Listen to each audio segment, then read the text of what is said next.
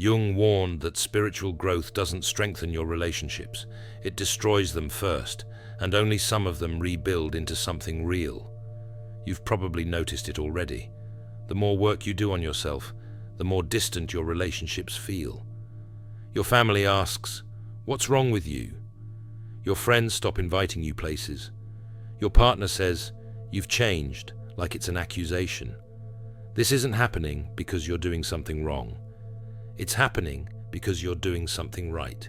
Jung observed this pattern in every patient who underwent what he called individuation, genuine psychological growth, and he identified exactly why transformation threatens relationships and which ones are worth fighting to rebuild versus which ones you need to release.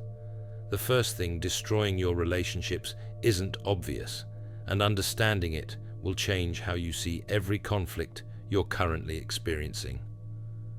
The participation mystique breaking. 1913, Carl Jung began a period of intense psychological work that would fundamentally change his understanding of human relationships. But what his family experienced during those years reveals something you're living through right now. His wife Emma wrote to a friend, "Carl has become a stranger. He sits at dinner but isn't present. He looks at me but doesn't see me. I've lost my husband to something I cannot name." His children described feeling like they had to tiptoe around their own home. His colleagues at the hospital whispered concerns about his mental state. Everyone in his life experienced his transformation as abandonment, even though Jung was more present to himself than he'd ever been. What was actually happening? He was breaking what Jung called participation mystique, the unconscious psychological fusion that binds families, friendships, and partnerships together. Here's what you need to understand. Most of your relationships aren't based on who you actually are. They're based on unconscious agreements about who you'll pretend to be. Your family has a role for you, the responsible one, the funny one, the caretaker, the problem. Your friends have an image of you, the adventurous one, the stable one, the one who never judges. Your partner has needs you fulfill, emotional support, financial security, status validation, distraction from their own issues. These aren't conscious negotiations. They're unconscious fusions, where everyone's psyche becomes entangled with everyone else's, creating what I call a psychological container that feels like connection, but is actually codependence. Dr. Murray Bowen's research on family systems confirms this. Families operate as emotional units, where individual differentiation is experienced as threat. When one person begins genuine individuation, the entire system experiences anxiety because the unconscious fusion is breaking. Modern neuroscience explains the mechanism. Social connection activates the same neural networks as physical pain relief. We're literally addicted to unconscious fusion because it soothes our nervous systems. When you break that fusion through growth, others experience it as withdrawal from a drug they didn't know they were taking. The critical realization at minute 4: your relationships aren't being destroyed by your transformation. Your becoming authentic is revealing that these relationships were built on unconscious agreements that no longer serve anyone involved. Jung wrote to a patient in 1916, "The pain your family feels at your transformation is not caused by you becoming yourself. It's caused by them losing the version of you that allowed them to remain unconscious about themselves." If you've been told by family or friends that you've changed and they want the old you back, comment, "They sensed the change before I announced it." This breaking creates 3 specific relationship patterns. Understanding which pattern dominates your relationships will save you years of confusion and unnecessary guilt. The 3 relationship patterns. Pattern 1. The projector. Jung treated a woman in 1920, let's call her Anna, who came to him in crisis. Her mother hadn't spoken to her in 6 months, and Anna couldn't understand why. She'd done nothing wrong. She'd simply started therapy. begun painting again after 20 years, and set a boundary around Sunday dinners. Through analysis, Jung uncovered something devastating. Anna's mother had unconsciously projected her own unlived artistic life onto Anna. When Anna was young and showed artistic talent, her mother encouraged it obsessively, not to support Anna, but to vicariously live the creative life she'd abandoned when she married. But Anna had actually become an accountant, living a conventional life that matched her own temperament, not her mother's fantasy. When Anna finally started painting in her 40s, on her own terms, for her own reasons, her mother experienced it as betrayal. Why?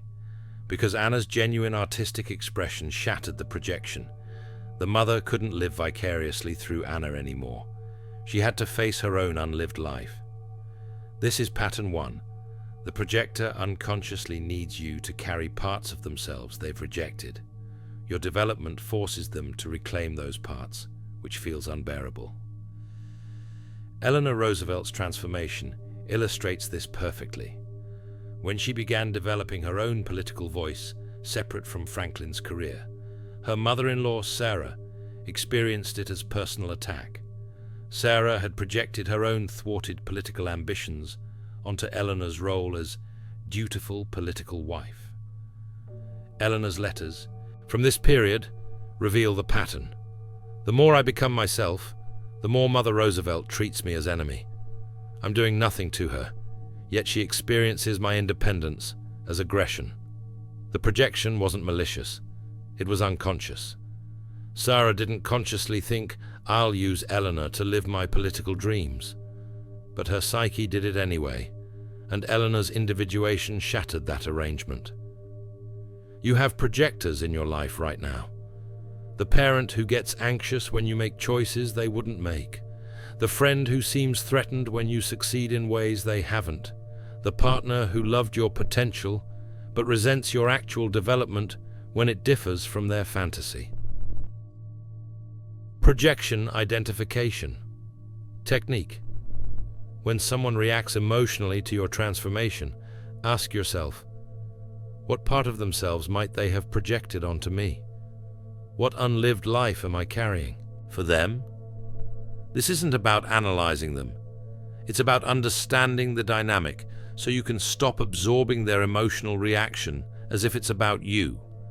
Their discomfort is about their relationship with themselves, not your relationship with them. You can't fix a projector relationship by explaining yourself or defending your choices. Projection is unconscious. They literally cannot see what they're doing. Your only options are maintain boundaries while they do their own work, accept limited contact where projection doesn't dominate, or end the relationship when projection is so severe that connection is impossible without betraying yourself. The hardest truth: you cannot grow and maintain their projection. Choose one. Pattern 2. The Guardian. Dr. Harriet Lerner studied couples where one partner entered therapy or began serious self-development work. In 40% of cases, the non-developing partner either increased addictive behaviors, created crisis through affairs or financial risks, or escalated conflict by picking fights and threatening divorce. Why? Because one person's consciousness destabilizes unconscious equilibrium.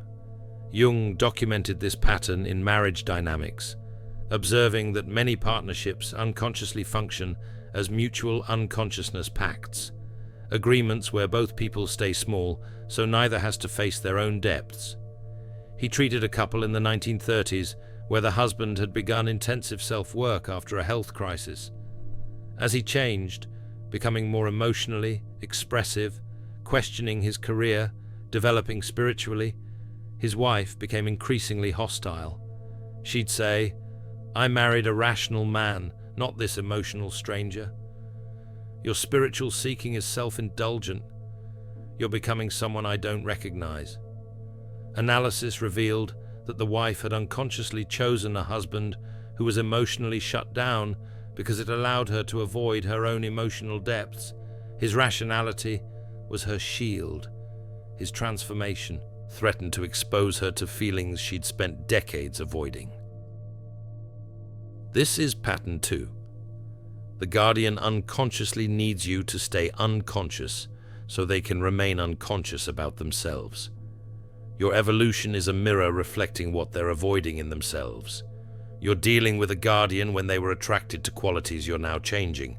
They sabotage your development efforts, or they threaten abandonment if you don't go back to normal. The conscious invitation approach. The only ethical path with a guardian is transparent invitation. I'm changing because I'm growing into who I actually am. I'd love for you to join me in this journey. If you're not interested, I respect that, but I won't abandon myself to maintain our status quo. Then watch their response. Some guardians wake up and begin their own work. Most decline, but eventually. Respect your boundary, requiring you to renegotiate relationship terms. But many escalate conflict to force you to choose them or yourself, and that choice requires ending the relationship. The most painful truth: many relationships exist precisely because both people are avoiding growth. When one person breaks that agreement, the relationship cannot survive unless the other person also chooses consciousness. Pattern 3. The mirror. Have you noticed that certain people seem uncomfortable around you even when you're not saying anything judgmental? That friends stop calling without explanation? That your presence creates awkward silence you can't quite explain? This is the most subtle pattern, because it doesn't involve malice or even unconscious manipulation. It's simply the inevitable result of what I call frequency mismatch. Jung attended a dinner party in 1955 and described the experience in a letter: perfectly pleasant people, intelligent conversation, good food, and I felt profoundly alone, not because they rejected me, but because I could see dynamics they could not. He watched the host's repressed anger at his wife leak through jokes. He watched the wife's unconscious seduction of male guests to get the attention her husband withholds. He watched guests project their shadows onto each other while believing they were having sophisticated discourse, all invisible to them, blindingly obvious to him. This is pattern 3, the mirror. Your consciousness reflects their unconsciousness back to them, and they experience your presence as uncomfortable judgment, even when you're not judging. Research on highly sensitive people confirms this experience. People who process information more deeply often report feeling alienated, not because they reject others, but because depth of perception without shared context creates unbridgeable distance. You're experiencing the mirror pattern when people say you make them uncomfortable, but can't explain why, when you feel exhausted by surface conversation, or when you can see relationship dynamics others insist don't exist.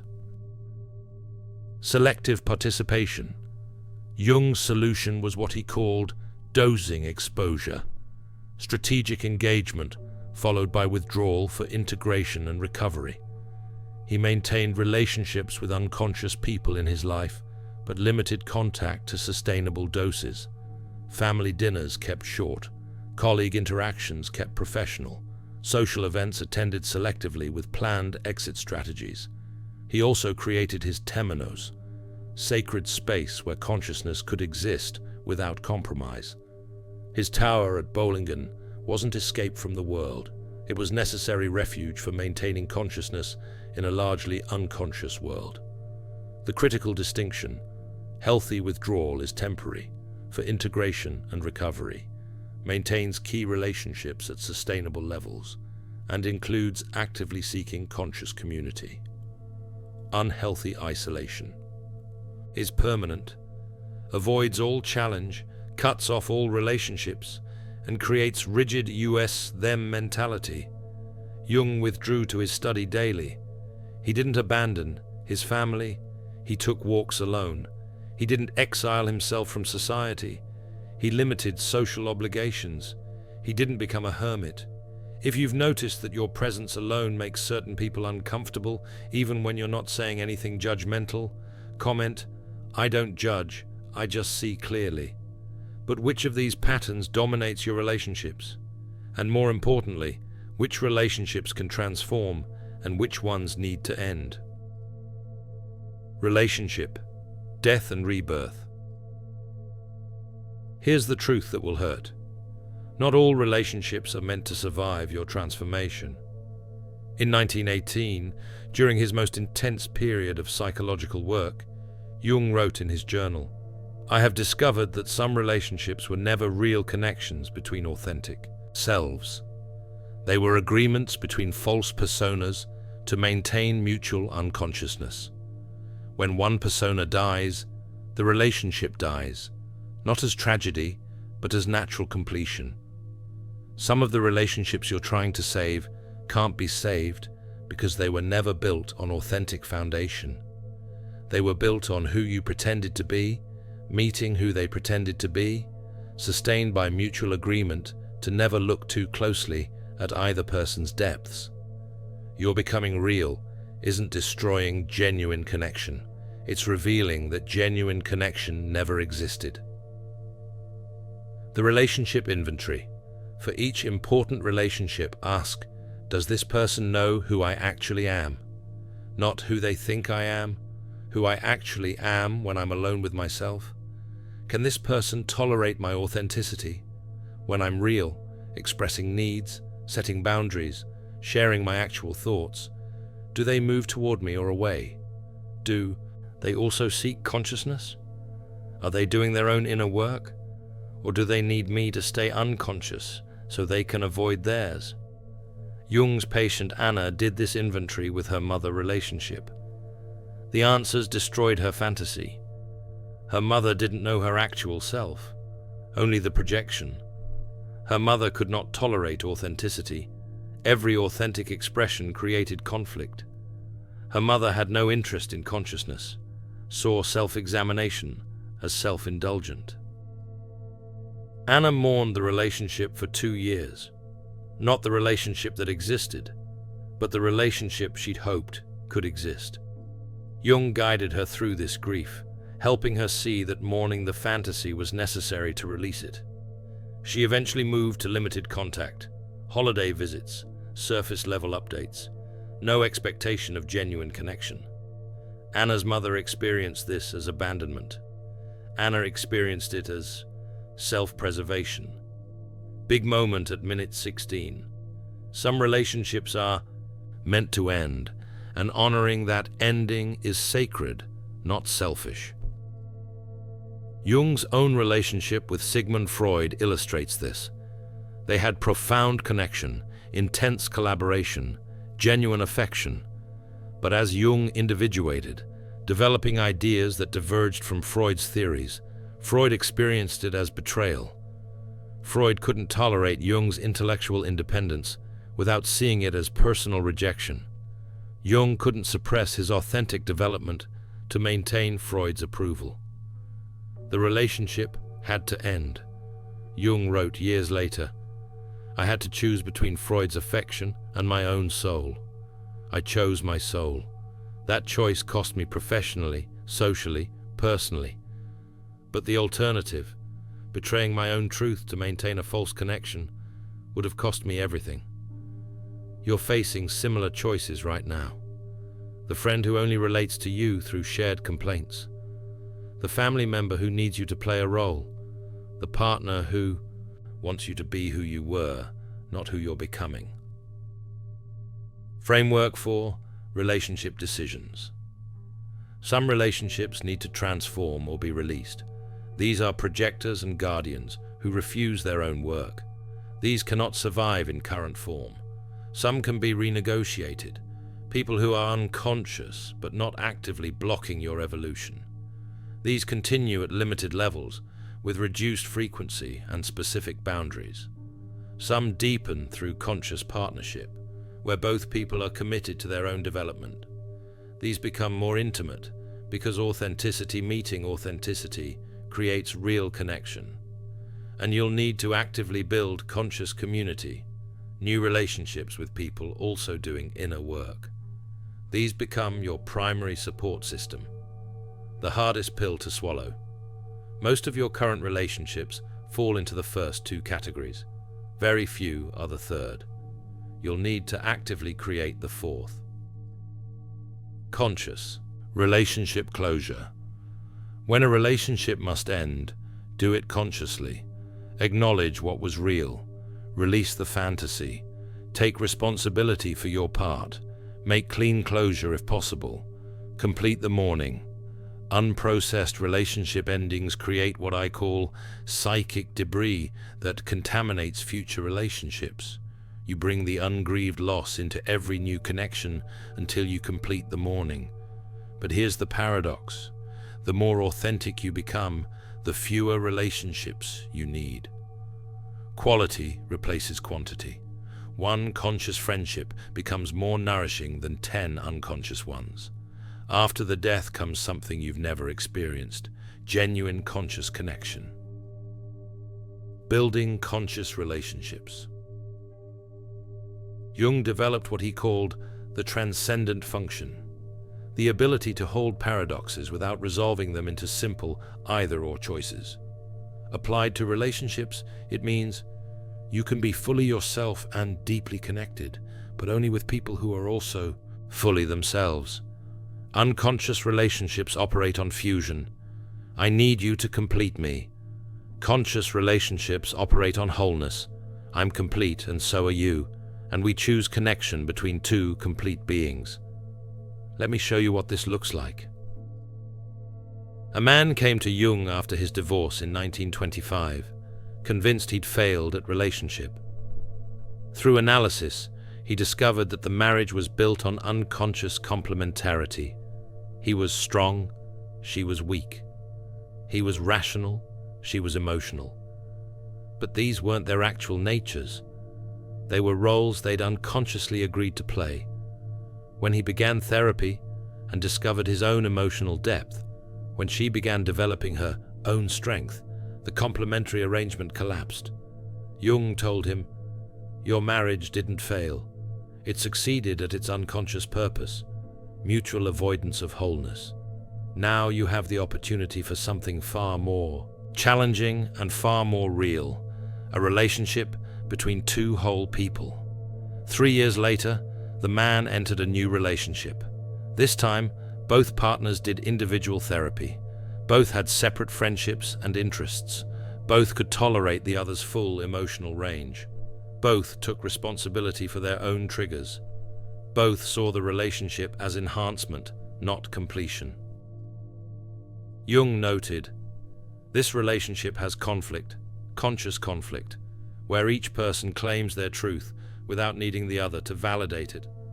The difference? After conflict, they're closer, not more distant. Consciousness creates real intimacy." What makes conscious relationship possible?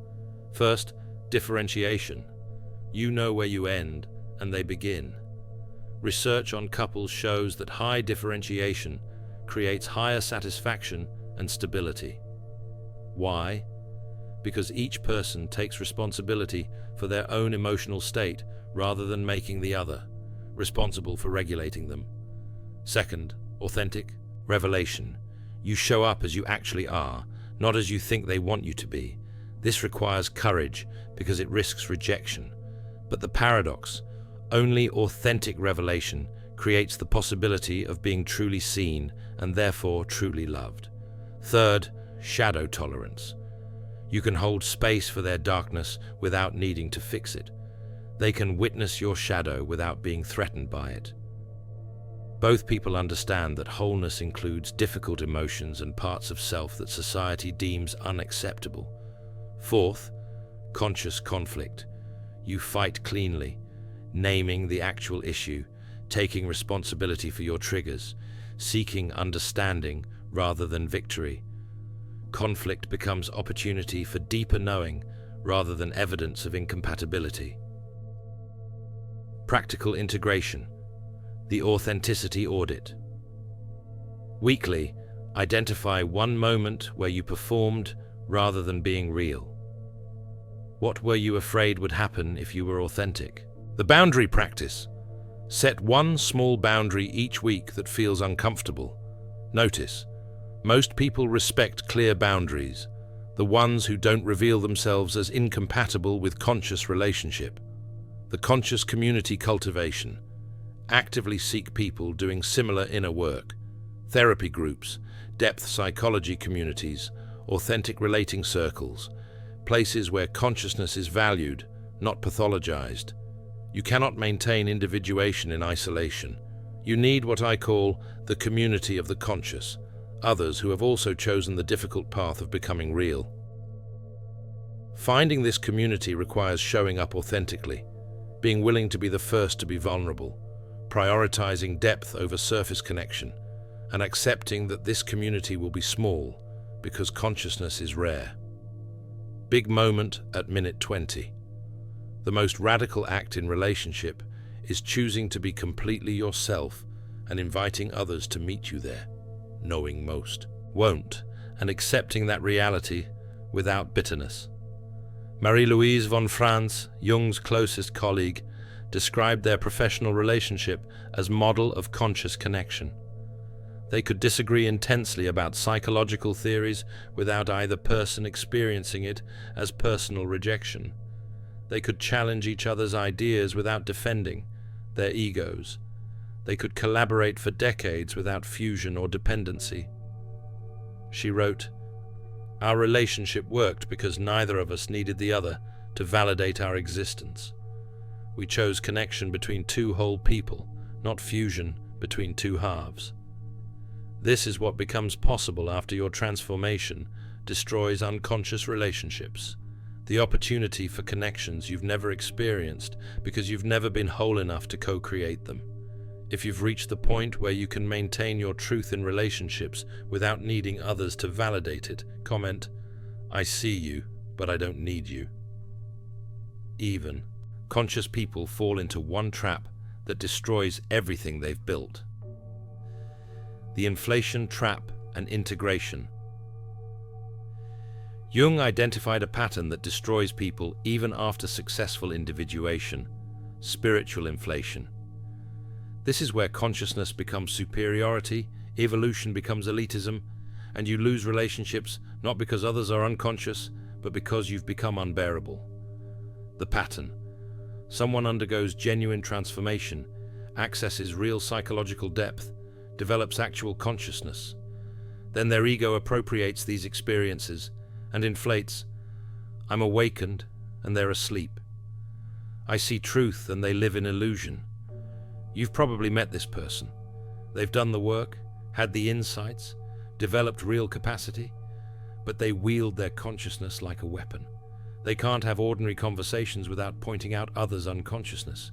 They create a hierarchy with themselves at the top. This isn't consciousness. It's ego appropriating consciousness to feel special. Inflation warning signs. You feel superior to people still asleep. You can't participate in ordinary life without contempt. You refuse feedback from unconscious people. Your development isolates you completely. Nietzsche's Descent illustrates inflation destroying someone with genuine philosophical depth. His late letters show progression from insight to inflation. Signing letters Dionysus, claiming to be reborn, seeing himself as world historical figure. His consciousness was real. His inflation destroyed his capacity to relate to anyone, leaving him completely isolated before his psychological collapse. Jung himself briefly became inflated after his intense psychological work in the 1920s. Emma Jung confronted him. "Carl, you've become insufferable. Your insights are real, but you're wielding them like status rather than sharing them as gifts." Jung later wrote, "My wife saved me from inflation by refusing to worship at the altar of my supposed enlightenment. She loved me enough to tell me I was being an ass." The antidote. Practice eternal beginner's mind. Regularly acknowledge how much you don't know.